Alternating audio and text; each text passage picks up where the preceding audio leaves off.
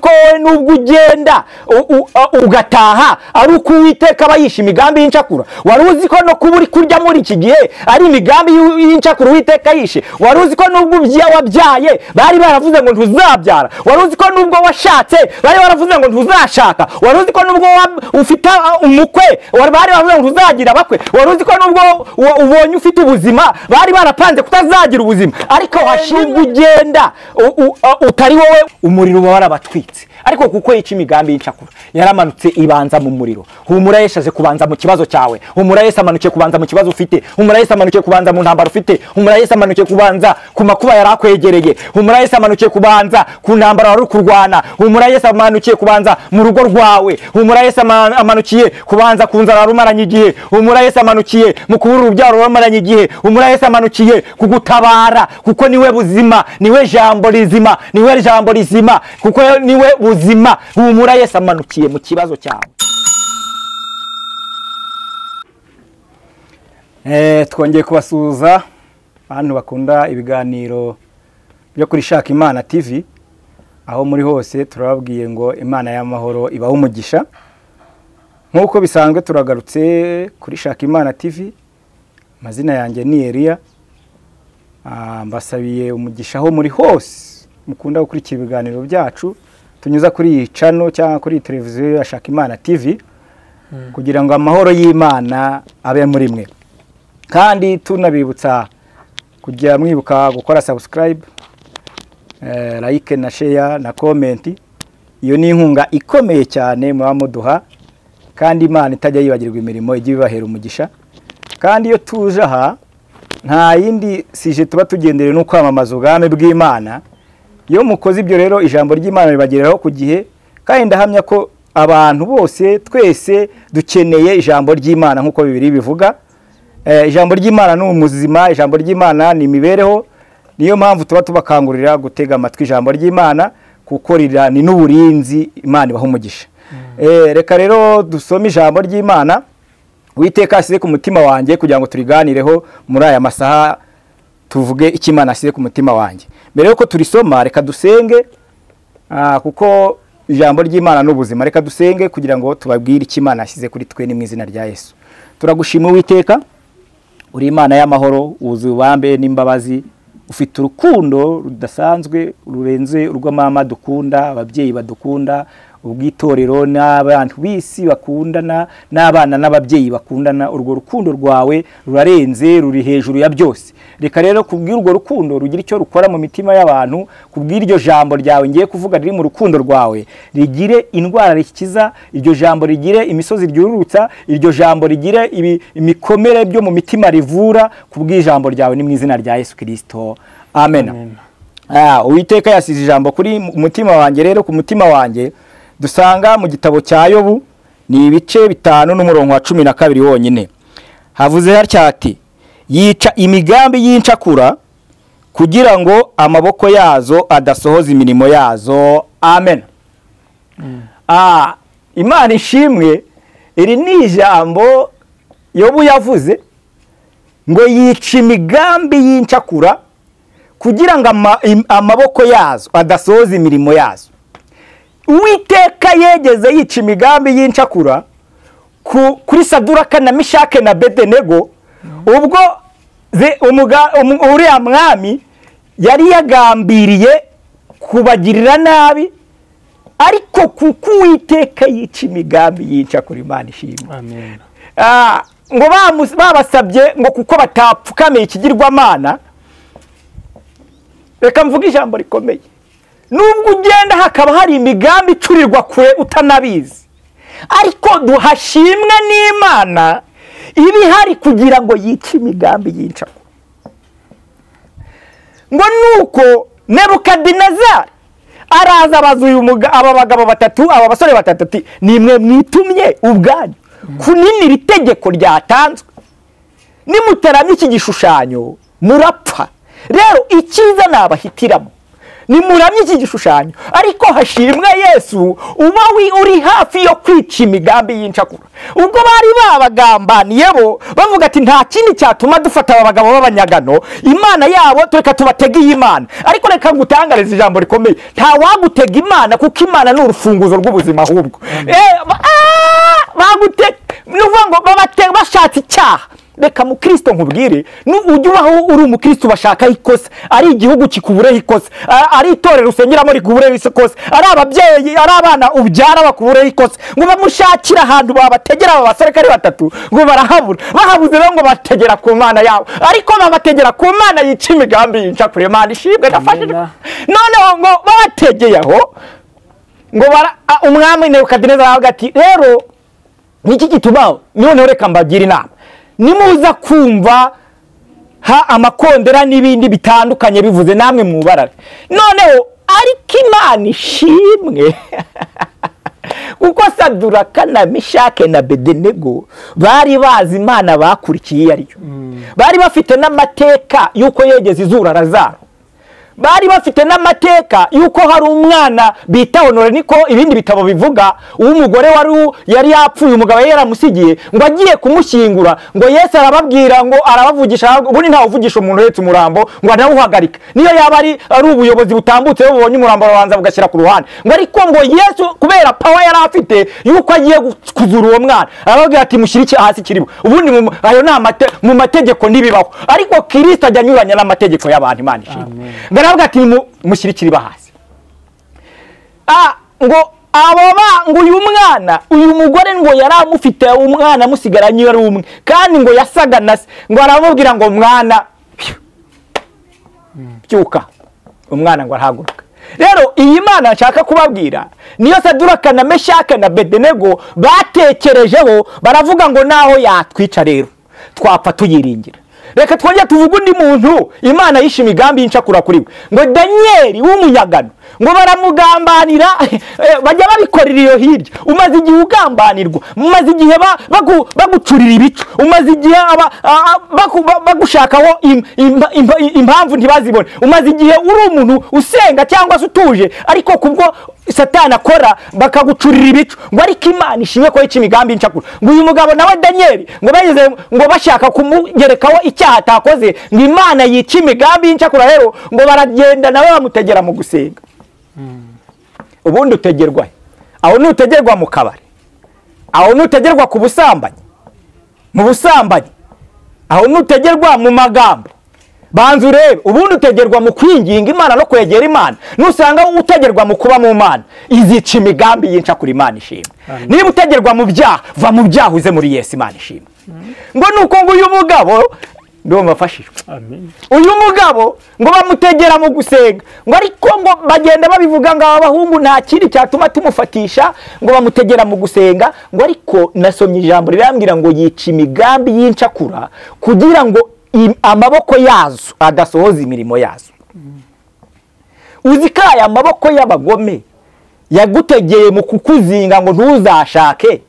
Waruzi ko umaze igihe wibaza impamvu washatse akazi ntibyemere, kubera iyo migambi y'incakura. Waruzi ko wowe nubwo ugenda utari wowe ugataha ari uko Uwiteka aba yishe imigambi y'incakura. Waruzi ko no kuba uri kurya muri iki gihe ari imigambi y'incakura Uwiteka yishe. Waruzi ko nubwo wabyaye bari baravuze ngo ntuzabyara. Waruzi ko nubwo washatse bari baravuze ngo ntuzashaka. Waruzi ko nubwo ufite umukwe bari baravuze ngo ntuzagira abakwe. Waruzi ko nubwo ubonye ufite ubuzima bari barapanze kutazagira ubuzima. Ariko hashimwe Yesu wica imigambi y'incakura. Imana ishimwe. Ngo nuko ngo bamupangiye uyu mugabo Imana ngo iba yabyitambitsemo. Burya waruzi ko niyo tugenda kure Imana iba yicaye ahantu ho kwica imigambi y'incakura. Waruzi ko n'ubuzima ufite uyu munsi ari uko hari imigambi y'incakura Imana yishe. Ndafashije.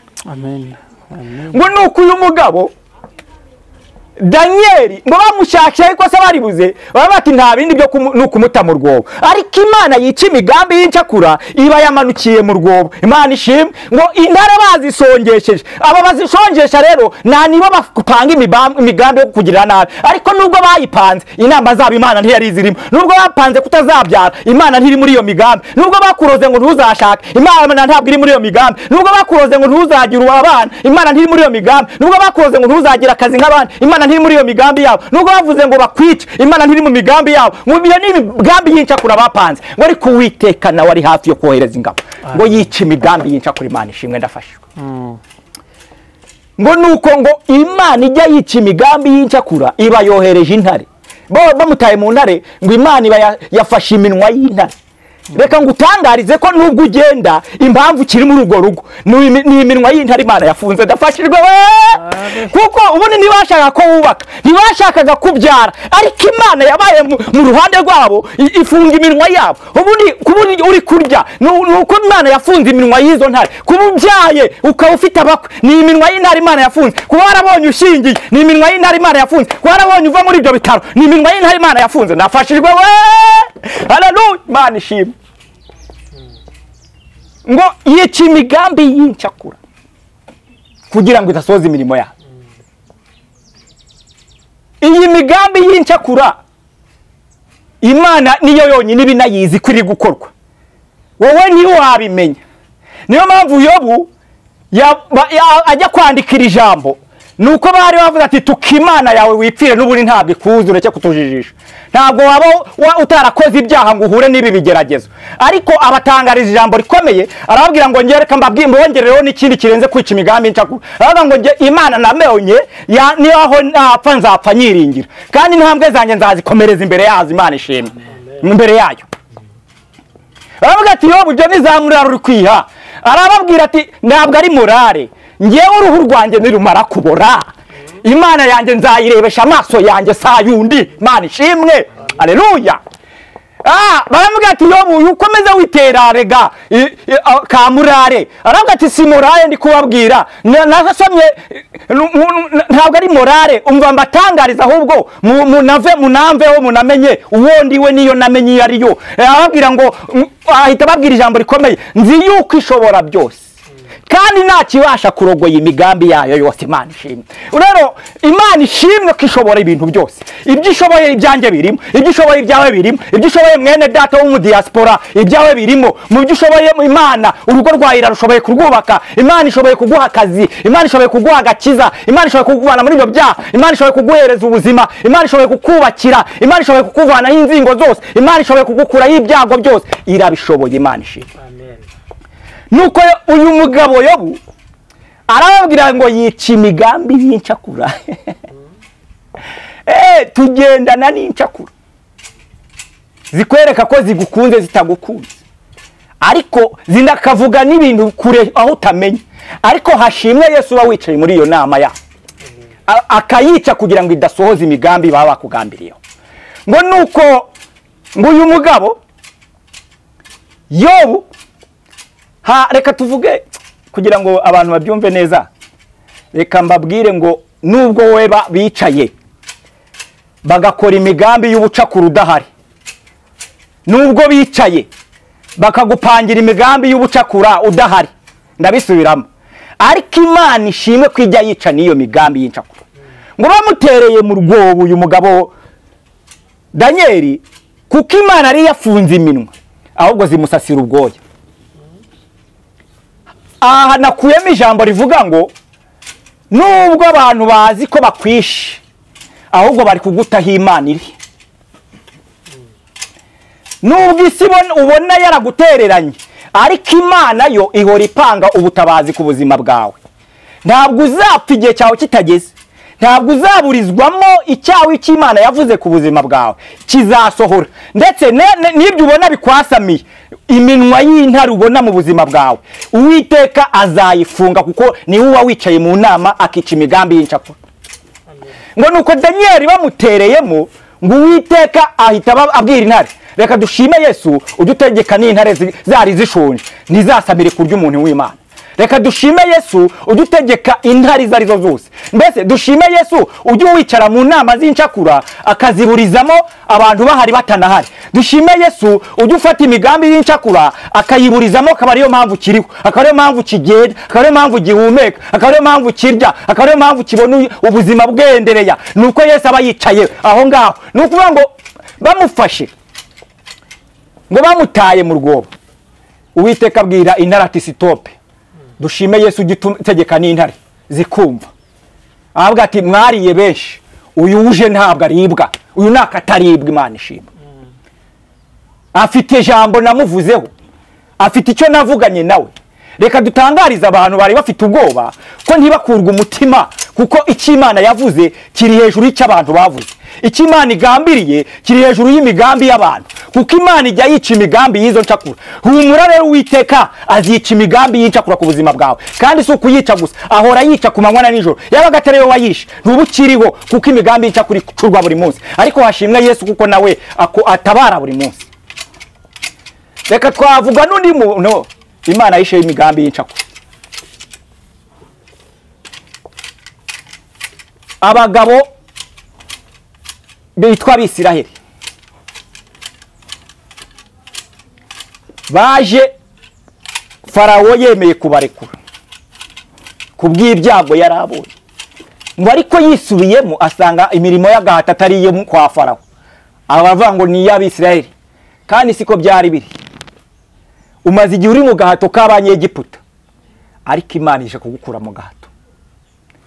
Ngo nuko ngo barateranya barabatereka tubarekure, ngo ariko bamaze kugenda ya migambi y'incakura irongera iriyunga, muri bati tujye kubumba amatafari, tujye kujya twivomera kwa dufite abapagasi, twikuburira, twikoropera, twitekera kwa dufite abapagasi. Ngo bafata ingabo bazambika amagare n'amafarashi y'umuriro n'ibindi bitandukanye, ngo barabyambika, ngo baraza, ngo bageze hafi no ku nyanja, Imana yica imigambi y'incakura, yomotsa Abisiraheli roha Abanyegiputa. Imana ishimwe. Bishatse kuvuga ngo humura, Uwiteka kwica imigambi y'incakura arahari kwica imigambi y'incakura. Bishatse kuvuga ngo ntugire ubwoba, wowe urebe neza, ntuve mu byiringirwa, ntuve ku Mana. Nubwo inzuzi zahorera, Uwiteka azica imigambi y'incakura. Nubwo amakuba yakisukiranya, Uwiteka azica imigambi y'incakura. Wowe icyo nkubwiye, guma muri Yesu, ntuve muri Yesu, rindira Yesu. Niwe rubanze ryo kwizerwa, niwe buzima bwacu, niwe mahoro yacu, niwe gakiza kacu. Iringira Imana. Umuntu wamwiringireje agahinduka, ibintu wabyiringireje bikagenda. Ariko hashimwe Yesu, ujya wica imigambi y'incakura aho tutari. Ngo nuko Yobu aravuga ngo yica imigambi y'incakura kugira ngo idasohoza imirimo yawe. Wari uzi ko kuba ugenda, impamvu ubona ugihume ari Imana yishe imigambi?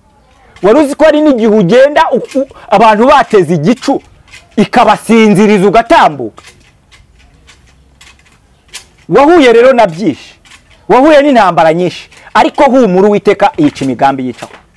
Uhura n'imisozi myinshi, ariko humura, Uwiteka arimo yica imigambi y'incakura. Ntugire ubwoba iyo twiringiye. Niyo mpamvu Zaburi, Dawidi wegeze avuga muri Zaburi ya 23, aravuga ngo Uwiteka niwe buhungiro bwanjye, ni imbaraga zanjye, ni agakiza kanjye, ni umufasha utabura kuboneka mu byago ndetse no mu makuba. Dushimiye Yesu rero ko ari we gakiza kacu, akaba ari imbaraga zacu, akaba ari ubuhungiro bwacu, akaba ari utajya ubasha kuboneka mu byago no mu makuba wabahari. Mu gihe abandi bahunze, Kristo abacicaye aho ngaho. Mu gihe abandi baguteye umugongo, Yesu we ntajya atera umugongo we yamenye. Mu gihe isi guteye umugongo, Yesu abakiri kuvuga ngo ngwino mwana wanjye. Mu gihe abisi baguteye umugongo, Yesu abakivuga ngo wowe ngwino mwana wanjye. Humura, Uwiteka yica imigambi y'incakura. Ntugire ubwoba, nkuzana ijambo ry'ihumure kuri aya masaha. Wowe uri mu Rwanda wumva Ikinyarwanda, uwo muri mu gihugu bitandukanye, byaba ibya Kongo, byaba iby'u Burundi, bose bumva Ikinyarwanda. Wowe uri muri diaspora wumva Ikinyarwanda, nkuzana ijambo ry'ihumure rikubwira ngo ntugire ubwoba. Imana irimo yica imigambi y'incakura. No kuba warabyaye niyo, kuba warashatse niyo yisha imigambi y'incakura, kuba ufite urugo niyo yisha imigambi y'incakura, kuba abana bawe bari kwiga niyo yisha imigambi y'incakura, kuba ku musozi utuyeho utarapfa niyo yisha imigambi y'incakura, kuko ubundi imigambi y'incakura akomeje kukuroha ibyago byinshi. Niyo mpamvu ubona intambara zisukiranya, ariko Imana nayo iri hari ngo yice imigambi y'incakura. Kuko yitahaba Saduraka na Meshake na Bedenego, umuriro warabatwitse, ariko kuko yica imigambi y'incakura yaramanutse ibanza mu muriro. Humura Yesu aje kubanza mu kibazo cyawe. Humura Yesu amanukiye kubanza mu kibazo ufite. Humura Yesu amanukiye kubanza mu ntambaro ufite. Humura Yesu amanukiye kubanza ku makuba yarakwegereye. Humura Yesu amanukiye kubanza ku ntambaro wari kurwana. Humura Yesu amanukiye kubanza mu rugo rwawe. Humura Yesu amanukiye kubanza ku nzara rumaranye igihe. Humura Yesu amanukiye mu kubura urubyaro rumaranye igihe. Humura Yesu amanukiye kugutabara kuko niwe buzima, niwe jambo rizima, niwe jambo rizima kuko niwe buzima. Humura Yesu amanukiye mu kibazo cyawe. Umuriro wabonaga arawushongesheje, umuriro wabonaga ugutwitse. Humura, wabonaga umuriro w'ubukene ugutwitse, ariko humura Yesu araje. Wabonaga umuriro w'ibyaha ubona byaragutwitse no kubivamo byaranze, ariko humura Kristo aracyabasha gukura mu byaha. Wewe mwemerera mu mutima wawe, emera uce bugufi, emera wumva ijambo ry'ubutabazi kuri Yesu. Yesu abasha gukura mu byaha by'uburyo bwose. Yukiha kato ngo nakoze byinshi, nta cyaha Yesu atababarira. Mwino sanga Yesu. Humura Kristo amanukiye gutanga ihumure. Mwino nawe yabasha kugukiza, mwino yabasha kuzura. Humura imigambi y'incakura birashoboka ko ari n'ibintu warozwe bituma utihanira kureka, ariko Kristo amanukiye kubitwika. Humura Yesu araje mu buzima bwawe. Uwica imigambi y'incakura niwe watumye Saduraka na Meshaki na Abedenego baticirwa batatwikwa n'umuriro ngo babivu, ahubwo bagasangwa ari bazima kugeza ubwo wabatayemo. Kristo rero ateyemo ihumure cyangwa urukundo ku bantu, kuko ubundi ubuzima bwawe buri mu bantu. Wowe cyatuma udatabarwa, cyatuma udakundwa, cyatuma utagabirwa, cyatuma udahabwa, cyatumaga nawe nta wakugenera, nta wakugabira. Kristo kikwamuruyeho, aguhaye nawe kwakira, aguhaye gusingira nawe nusingire, aguhaye ubutabazi n'utabarwe, kuko ubundi imigisha yo mu gakiza kose ukeneye cyo k'Imana yo muri ubu buzima uzayihabwa n'abantu. Yesu yarakuvanye abantu rero. Kristo akugaruyeho igikundiro, Kristo akugaruyeho ubwiza, Kristo akugaruyeho isura nziza, Kristo akugaruyeho gukundwa n'abantu, haba bari hanze n'abari mu gihugu. Ni wakire mu izina rya Yesu. Amen. Turagushimiye Uwiteka kuri Imana ufite imbaraga, ubutware n'ubushobozi. Twari tuzanye ijambo rivuga ngo yica imigambi y'incakura kugira ngo idasohoza imirimo y'amaboko yazo. Hari imirimo y'amaboko yagiye ijya ku bantu, bakaboherezaho amahembe, bakaboherezaho ibintu bibi bitandukanye, bakaboherezaho imbaraga mbi z'umwijima. Abandi bagashaka batinze, abandi bakabura urubyaro, abandi bakabura urushako, abandi bakicwa n'inzara, abandi bagahoraho uruzerero, abandi bakimurwa ku misozi bari batuyeho kubera imbaraga z'umwijima. Ariko izi mbaraga zose turazifashe, iyi mbaraga zose turazifashe mu izina rya Yesu. Hari abantu bari barabuheze mu burwayi, tubimuye ku burwayi, tubagendesheje kuba ari bazima, dutegetse ku buzima bwabo, nibakira ubuzima. Hari ingo zari zisenyutse, turazubatse mu izina rya Yesu. Hari imisozi yari imbere y'abantu bawe, turayituye mu izina rya Yesu. Hari intambara zazimaze imbere ku bwoko bwawe, turazimenaguye. Hari abantu bari bamaze bishwe n'agahinda, tubaremeye ibyishimo. Hari abantu babonaga umubabaro, tubaremeye ibyishimo. Hari abagabo bari barabaye akahebwe, imitima yabo tuyicishije bugufi. Hari abagore bari barabaye akahebwe, imitima yabo tubicishije bugufi. Turavuze ngo nibubake ingo zikomere mu izina rya Yesu. Dusengeye ingo z'abantu batandukanye kugira ngo nuzigarure mu rukundo. Izari zigiye gusenyuka turazubatse.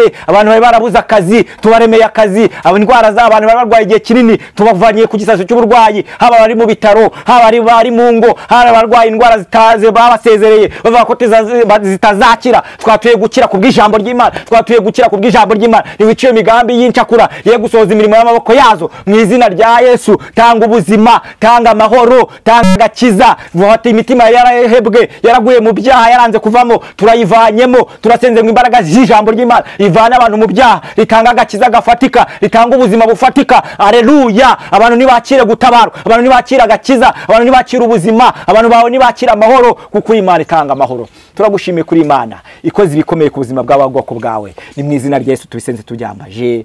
Amen. Shalom, shalom, shalom. Imana y'amahoro ibahe umugisha. Amen.